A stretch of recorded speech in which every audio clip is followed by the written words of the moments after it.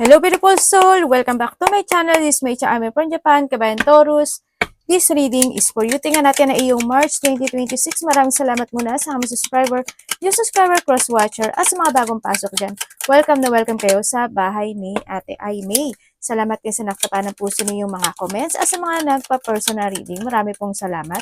Kung gusto nyo talaga na energy nyo lang talaga ang gusto nyo makuha natin, all the details is in description below. Pakicheck na lang. General reading tayo, Taurus, kunin mo lang ang sayo at itapon ang hindi naman talaga sayo. Maaring vice versa, energy mo, energy ng person mo, energy ng malapit sa puso mo, nangyayari or mangyayari pa lang. Use your own intuition, lawakan nyo ang inyong isipan, ano man ang gender mo, ano man ang edad mo, wala sa baraha ang kapalaran ng tao, kayo pa rin ang makapagpapabago nito. Gawin yung guide, yung mga warning na pwedeng lumabas, hindi yung negative.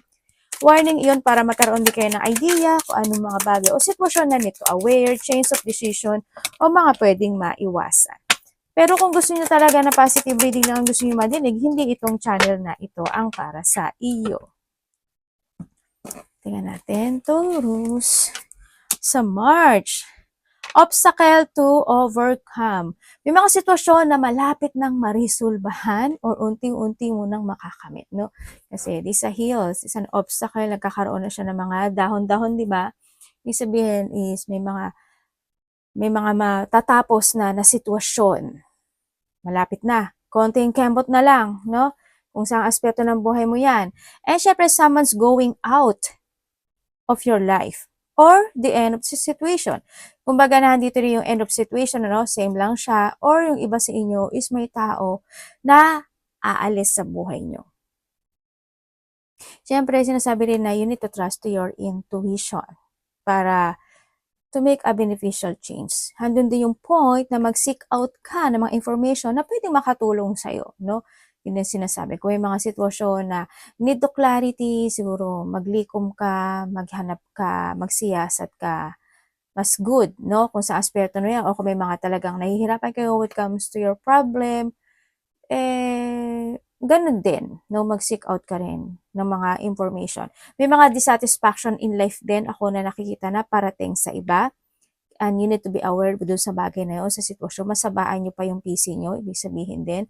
Kung baga, handun yung dissatisfaction in life din, ibig sabihin, before ka magkaroon ng dissatisfaction sa buhay mo, bago ka madismaya o mairita o mainis sa sitwasyon o kung kanino man yan, siguro kailangan mo talaga na maghanap muna ng tamang information, tama bang mainis ka, tama bang mairita ka, ano bang pinanggagalingan nun, ba't ganyan, no? Bago ka magtuluyang magkaroon talaga ng dissatisfaction sa buhay, no? Yun ang the way na pwede mo siyang maiwasan. Pero depende yan sa inyo. Kasi kayo naman ang nagdadala ng sarili nyo. And mag-trust ka lang sa intuition mo, no? Tsaka andun din yung point, may mga bagay na changes na sinasabi dito, kaya yun ang sinasabi. And great good fortune is coming. Congrats kung saan aspeto mo yan. Pwedeng nahandun din yung point kanina na obstacle. Isa rin yun. At isa rin tong 4-leaf clover. Congratulations na. And things will not always be this way. A change is coming. Yan. O tulad nung kanina, na nasabi natin kanina is unti-unti ka nang makakalaya. At unti-unti ka na makakawala sa isang sitwasyon sa buhay mo. Yun.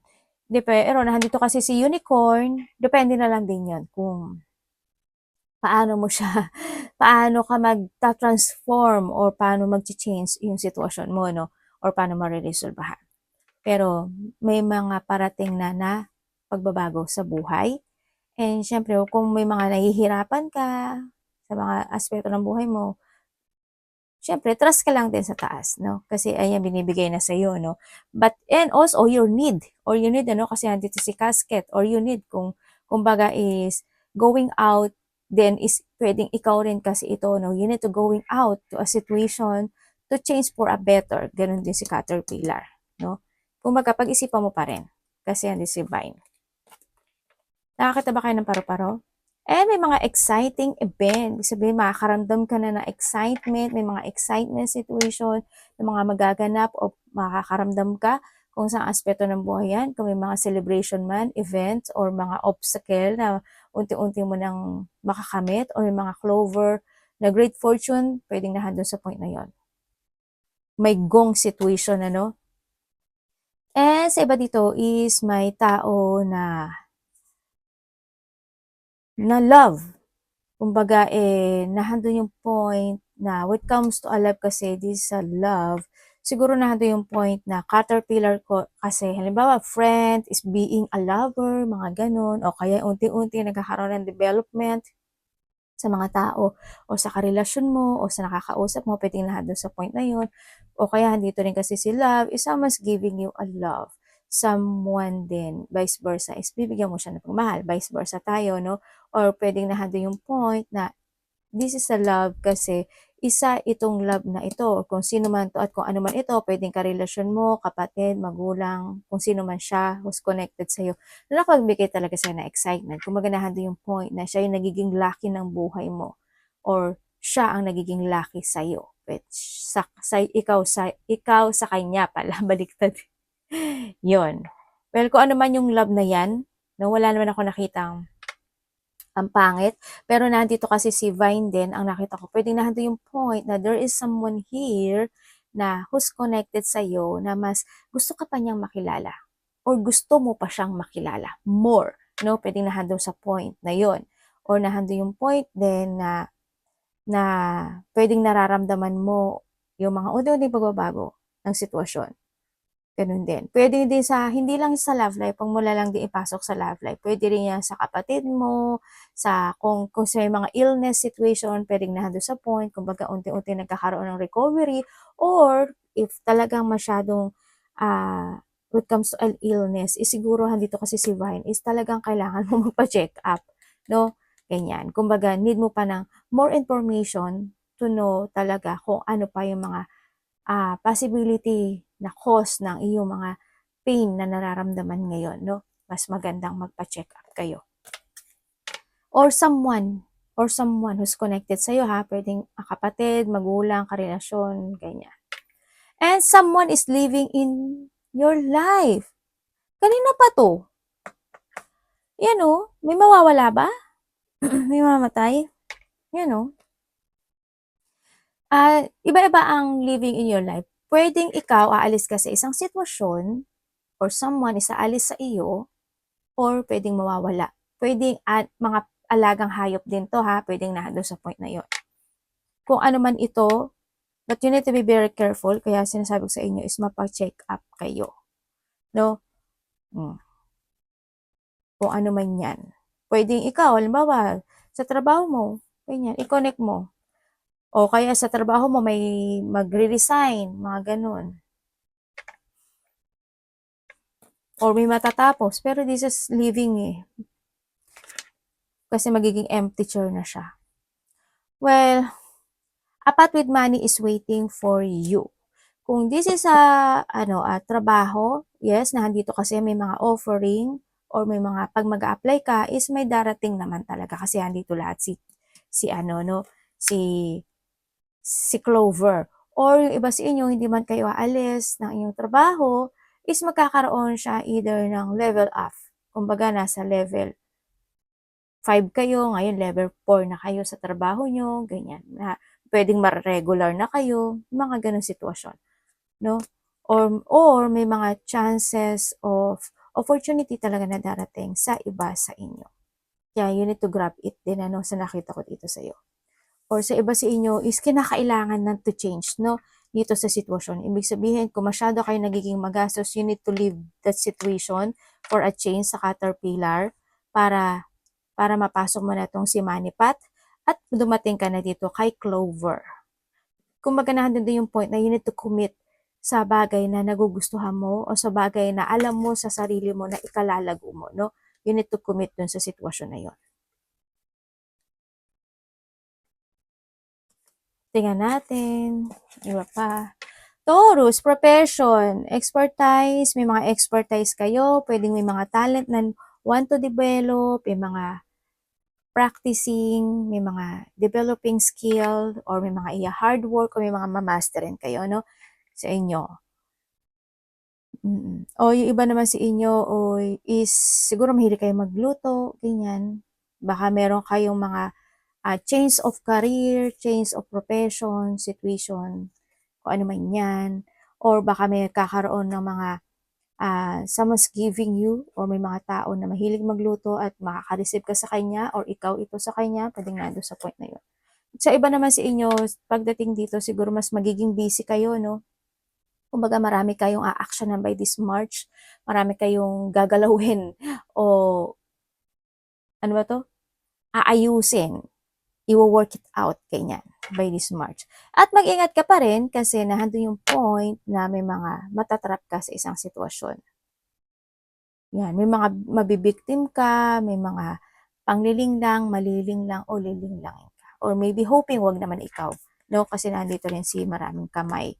Ibig sabihin baka mag-hocus-pocus yung tao na nasa paligid mo or maybe ikaw handun ka sa point na magiging denying situation ka, pwedeng nandun sa point na yon or someone talaga is magkakaroon ng panglilinglang sa'yo, no? Ingat ka na lang or mabibiktima ka. But you need to be very careful. May mga sweetheart situation, unconditional love, be love, and a pure. Tulad ng sabi ko, di ba, we have the love. Ibig sabihin, baka iba sa inyo, no, may mabubuntes or nag-iisip na mabuntes. Pwedeng ikaw or someone who's connected sa'yo, kaya yung mga animals na meron kayo. Or sa iba dito yung mga unconditional love. Yan, may tao talaga na gusto ka. Pero mag-ingat ka, no? When it comes to a love, kung titingnan ko to, kasi magkakaroon ng panglilinglang sa sitwasyon, mag-ingat ka na lang kasi pwede kasi na yung connection mo is, sana hindi ikaw is, ano ba Tagalog nito? Sabi ko sana paru-paro eh. Ano ba yun? May third party? O, diba? Nabablanko ako, dahil yun. Kaya mag-ingat na lang din kayo, no? Baka mapokus ka baka mailagay ka sa mga option. You are not the option. O, diba? We have the bully. Yan, iba sa inyo is, by this March is yun. May mga struggle situation, baka mabully ka, yan, may mga unwillingness ng mga tao, may mga tao na ayaw talaga sa'yo, hindi ka gusto, or ikaw din, ganun din naman. May mga embarrassment situation, may mga chismis or pagchichismisan ka at pag-uusapan ka. Ganyan.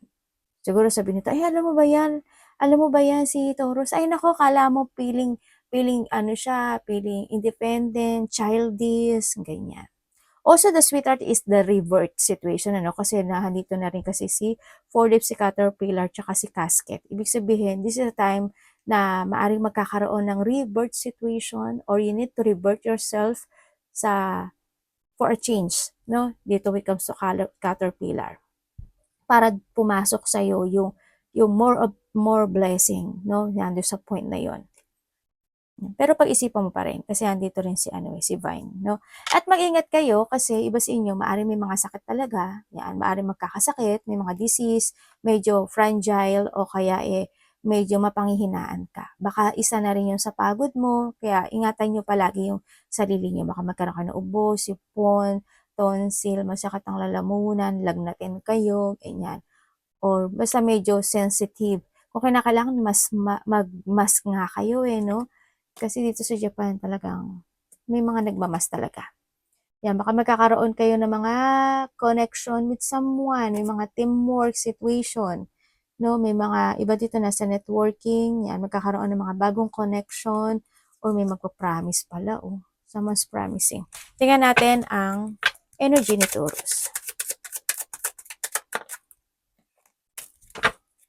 The Wheel of Fortune.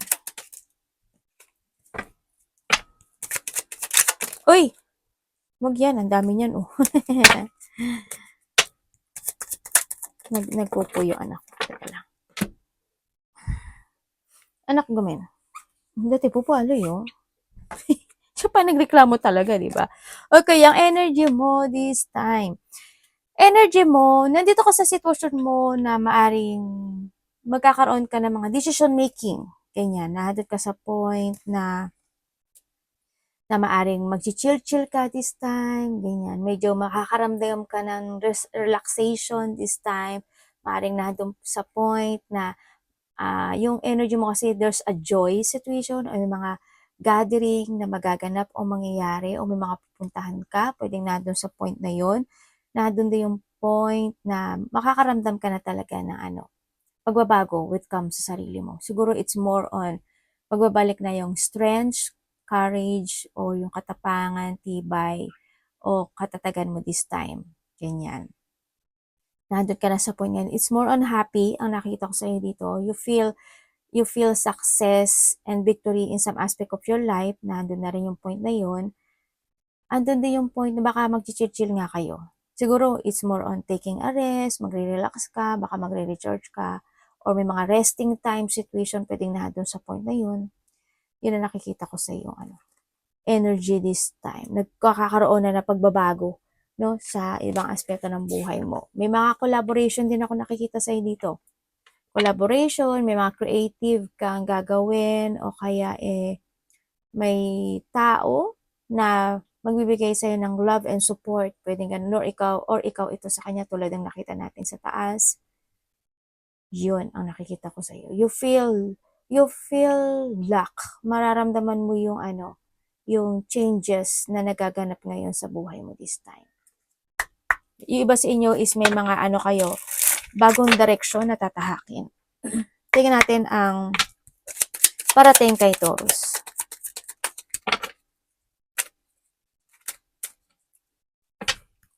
Baka iba sa inyo, magbabakasyon kayo, ganyan. Parating.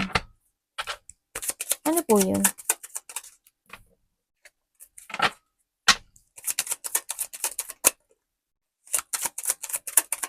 Ay, thanks. Okay, parating sa iyo.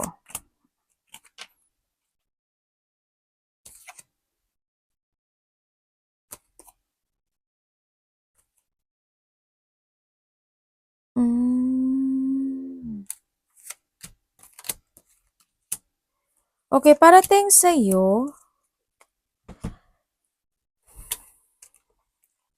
Within the 3 days, 3 weeks, or 3 months, ang sinasabi dito, there's a blessing coming. Pwedeng sa March, ganyan sa iba. Yung sa mga nabanggit ko, there's a blessing coming. Or, merong tao, babae.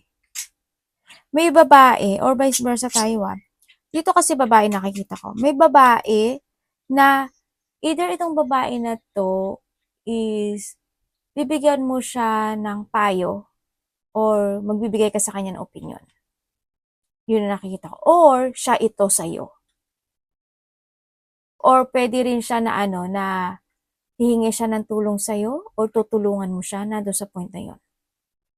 And also, meron ako nakikitang lalaki. Yung lalaki kasi na to, medyo hindi maganda yung energy niya. Medyo may pagkasalbahe, no? Ang hindi ko alam kung sino yung, sana hindi ikaw ito, but may lalaki akong nakikita dito na medyo medyo may pagkasinungaling. Wala siyang pakailam Actually, wala siyang pakailam kung may masasaktan siya. Basta sa sarili niya. Parang bossy type kasi yung nakikita ko sa kanya.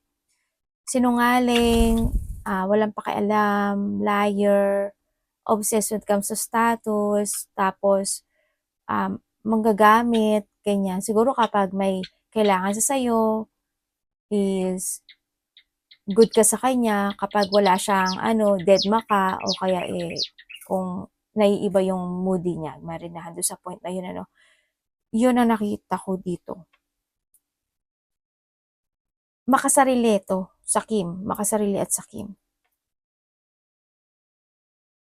Obsessive kasi itong tao na to Yun ang nakikita ko. Hindi ko alam kung sino siya sa'yo. Pwede kasama mo sa trabaho, pwedeng karelasyon mo, ay ano ba yun na wash out. Pwedeng kapatid mo, anak mo, ganyan. May pagkaano rin siya, sa iba sa inyo siguro this person, hindi naman kasi pare-pareho, no? Maybe this person is materialistic. Babae man siya o lalaki, ganyan. Pero dito lalaki. Pwede rin babae sa iba. Pero ingat ka, no? Sa iba dito, gold digger. Dito, ha? O, sa parat, ingat lang kayo, ha? Binigyan ko na kayo ng Pwedeng manggagamit lang siya, ganyan. Pretending, pwedeng nandun sa point na yun. Parating din sa'yo, actually, dito, may mga taong galit sa'yo eh. May mga taong hindi ka rin gusto. Parating sa'yo, magkakaroon na ano, ilan ba anak mo? May anak ka ba? Or maybe kapatid? Sa iba dito siguro, if may anak kayo, 4? 5? Or magkakapatid kayo nito? Ganun. 2, 3, 4, 5. Hindi ko alam kung ilan kayo doon. Siguro andun yung point na either magkakapatid ito or anak mo, ganyan. Sa iba sa inyo, hindi, 6 itong nakikita ko. Sa iba may 6 eh. 1, 2, 3, 4, 5, 6. Ay, tama ba ko? Pwede ikaw kasi isa dito be. 1, 2, 3, 4, 5, 6. 6. Well, kung ilan man kayo, sa iba dito maaring 8 to. Yung pala 8, ano ba yun, yung may alam ba yung tatay mo may anak sa una, tapos sa pangalawa meron din. Napakarami naman. Diba? Okay, parating din sa iyo is, there's a struggle ako na nakikita sa iyo. Related siya sa sasakyan or vehicles. Hindi ko alam, masisira ba yung vehicles, masisira ba yung sinasakyan mo, basta umaandar. Masisira ba, hindi ko alam eh. But there's a struggle situation pagdating when it comes to vehicles or mga sakayan, ganyan. Ingat lang kayo, lalo na baka malate kayo. Kung ano man yan. O kaya may mga magpapagawa ng sasakyan, bibili ng sasakyan, magre-repair ng sasakyan, mga ganun. O kaya repairing ka, pwedeng na doon sa point na yun. No? Kung ano mang sasakyan yan, kung ano mang sinasakyan yan. And then also, parating sa iyo is magkakaroon ka ng conflict sa isang tao, malaki man o maliit ito, o pwedeng mairita ka sa kanya, pwedeng ma-disappoint ka lang sa kanya, pwedeng may mga disagreement lang, no? Sa isang tao na mas bata sa iyo. Mas bata siya sa iyo. Magkakaroon ka ng hindi pagkakaunawaan siguro. Yun. May tao din na mataas ang ego. Ganun. Pero meron ako nakita dito na isang babae, mabait. Kasi itong babae na to matulungin. Napaka more on patient. Nandito sa point na yun. Mabait siya. Actually, may isang babae tsaka isang lalaki mabait. Hindi ko alam kung sino siya sa buhay mo. Pero mabait. Yung dalawang yung mabait. Yung isa, may isa medyo, yung nasabi ko is hindi naman. And then also, parating sa'yo, ang nakikita ko sa'yo dito is, iba dito busy. No? Maaaring magiging busy kayo kasi may mga gusto kayong gawin o may mga gusto kayong isaayos o gawin o tapusin. Ganyan. Pag alam mo parang may hinihintay ka rin. May hinihintay ka? Iba dito may hinihintay. Or maybe nandun yung iba na nagkakaroon kayo ng mga bagong pananaw sa kinabukasan, may mga bagong plano, o magkakaroon kayo ng mga bagong strategy this time. Yun ang nakikita ko. Someone's blocking. May binila ka ba? May taong ba nag-block sa'yo? Or may tao lang talaga na ayaw kanyang kausapin? O ayaw mo siyang kausapin? Nandun sa point na yun. Magkakaroon ka ng communication sa isang tao na nakausap mo na. Kumbaga tao sa nakaraan. Pwedeng magkakaroon kayo ng connection muli. Tingnan natin. Dapat iwasan. Dapat iwasan.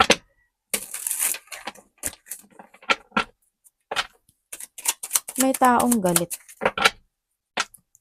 Yung iba dito, magkakaroon kayo ng siguro, conversation when it comes to a territorial. May ganun ako nakita.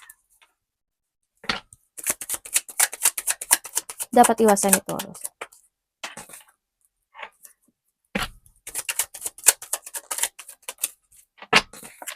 Okay, dapat mong iwasan.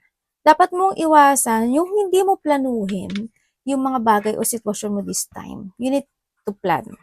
Huwag ka rin magiging impulsive, no? Huwag ka rin, kumbaga, huwag ka rin pabigla-bigla ng mga bagay o sitwasyon. Ingat ka rin sa mga salita mo, ganyan, sa mga desisyon mo, sa mga movement mo. Habaan mo pa yung pasensya mo hanggat maaari, no? Iwasan mo, syempre, yung mga frustration. Tamarin ka. Wala ka sa plano mo. Sorry sa truth ko. Iwasan mo yung ma-disconnect ka sa mga bagay na gusto mong desisyonan this time. Iwasan mo ma-unfocus ka, iwasan mo if may bisyo ka, iwasan mo na rin yun, no? O kung may mga taong may bisyo, wag ka na makisawsaw doon, lumayo ka sa kanila. Iwasan mo yung mga bully situation. Either ikaw ang nambubuli or may tao mambubuli o iwasan. Mga ba-burnout, tapos yung masakit magsalita, being a rude, no? Or yung mga taong ganon, yan. Huwag ka na lang pumatol hanggat maaari, no? If ever. Or kung ikaw naman ito, yan. Huwag na lang din. Para maging careful ka rin sa sarili mo, no? Yan. Yung bahala na situation, iwasan mo rin yun. Sa nakita ko sa'yo dito, mawala ka sa plano mo, yung magkaroon ka ng mga pagpapaliban, at hindi mo ibigay yung hard work mo talaga sa sitwasyon. If you want din kasi ng good result or good reward, you need to give your hard work talaga, no, sa situation. Yun. Huwag madaliin ang lahat, no? Planuhin. Love, kapatid, anak, magulang, karelasyon, kaibigan, pamilya. Sino to? Love.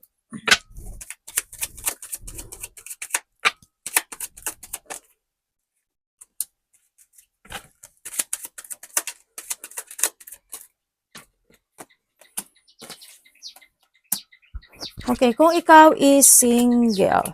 Kung ikaw is single, ang nakikita ko sa ito is, meron naman, isa hanggang dalawa, ako nakikita dito. Pwedeng iba dito, wait, may matagal na kilala dito eh. Actually, meron pang parating oh.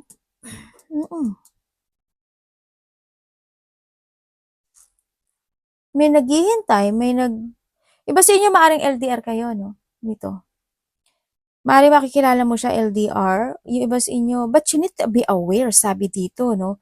You need to be aware kasi kailangan mo daw muna maging very careful sa mga single dyan. Kumbaga, slowly but surely ang sinasabi dito. Yun ang sabi dito, ha? Huwag ka daw magmadali. Yun ang sabi, but you need to be aware. Hindi ko alam why Maaring itong tao na to may ka-connection na siya or pwedeng hindi pa finish yung connection niya or pwedeng may pamilya to. But you need to be aware. Kumbaga, mas maganda magkaroon kayo ng getting to know each other muna, no? Para mas makilala mo pa siya more. Or sa iba dito, maybe kausap mo na to or naging friend mo na to, pwede na doon sa iba. Sa mga nagkahiwalay naman dyan, ang nakikita ko sa iyo dito, oo, kasi nandun na yung conflict. Alam mo yung isa sa inyo kasi is, nagkaroon na ng mga disappointment, ng sadness, nandun na yung may hinanap yung isa na wala dun sa karelasyon niya, kaya rin umalis. Nandun yung pagle-let go, no, sa nakita ko dito. Actually, parang naghihintay pa to no, na parang nanimbang pa yung sitwasyon. Pero dumating yung point na nagkaroon na ng pagtalikod sa sitwasyon. Yun na nakikita ko dito. Nagkaroon talaga ng third party.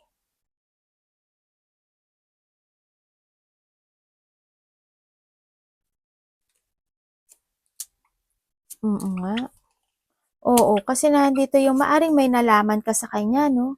May nalaman ka sa kanya, kaya isa rin yun, nalaman mo siguro yung katotohanan ng sitwasyon, kaya dumating yung point talaga na na-frustrate ka, na focus ka talaga sa painful or vice versa, hanggang sa dumating na, I need to let go this person, or siya ang nag-let go, no? Vice versa yun natin. Yun na nakikita ko dito sa'yo. Pero ang nakikita ko sa kanya, Dito siya sa point na gusto niyang bumalik, eh, or nagkakaroon siya ng thinking about the past situation. Yun nakikita ko sa kanya. Pero nandiyan siya sa point na, alam mo yung nahahatak pa rin siya ng nakaraan nitong tao na 'to 'no, kung vice versa man, nahahatak pa siya ng nakaraan, eh. Dahil sa rejection na naganap o nangyari, ang daming questioning na tumatakbo sa kanya, sa nakikita ko sa kanya dito. Kahit na nagkaroon ng paglaya sa sitwasyon, kahit na itong tao na 'to is kung nagkaroon kasi 'di ba may third party, nagkaroon man ng iba or meron na siyang iba ngayon, hindi, eh, iba, eh. Iba talaga. Kasi nahahatak siya ng nakaraan. Siguro nagkakaroon siya ng comparison dun sa meron siya ngayon at sa sa'yo. Yun ang nakikita ko dito. Kung kayo naman is connected, itong tao na 'to, mag-ingat ka na lang kasi habaan mo na lang yung pasensya mo, maaaring magkakaroon kayo ng hindi pagkakaunawaan ng connection mo, 'no, kung sino may connected na 'to.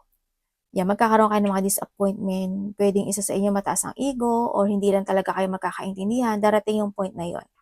And kung may mga third party naman, oo, meron sa nakikita ko sa'yo dito, pero nasa sa'yo na rin yun kung paano 'no, kasi dito sa sitwasyon is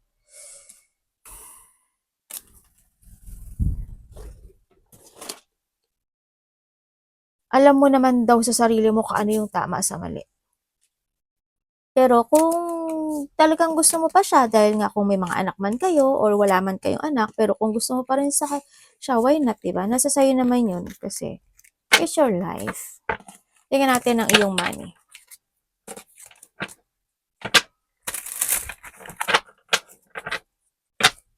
Money ni Taurus.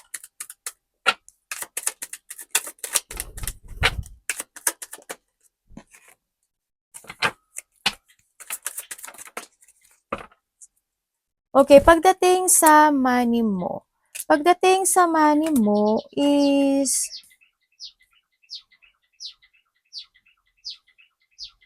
you're doing your best naman sa nakikita ko sa'yo dito kahit papaano, 'no? Nando'n naman din yung caring mo sa pera mo. Yun nga lang siguro meron pa talaga mga past situation na kailangang maresolbahan pagdating sa pera.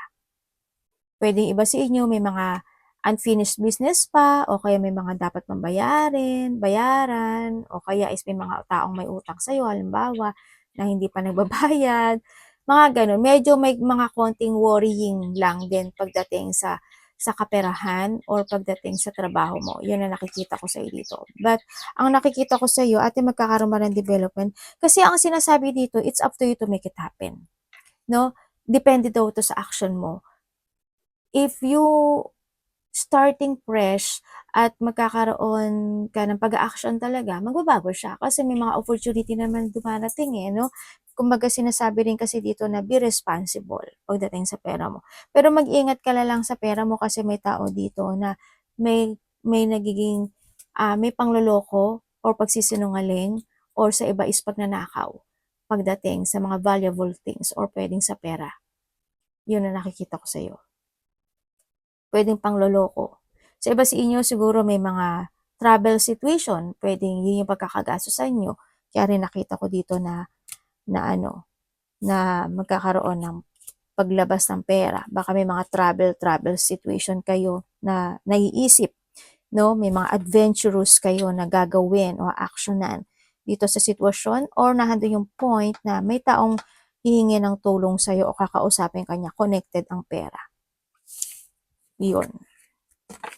Tingnan natin ang advice. Advice niyo po kay Taurus.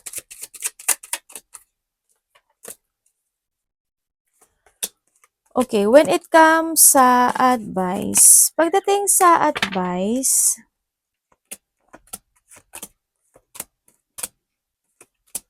ay, ba't ganun?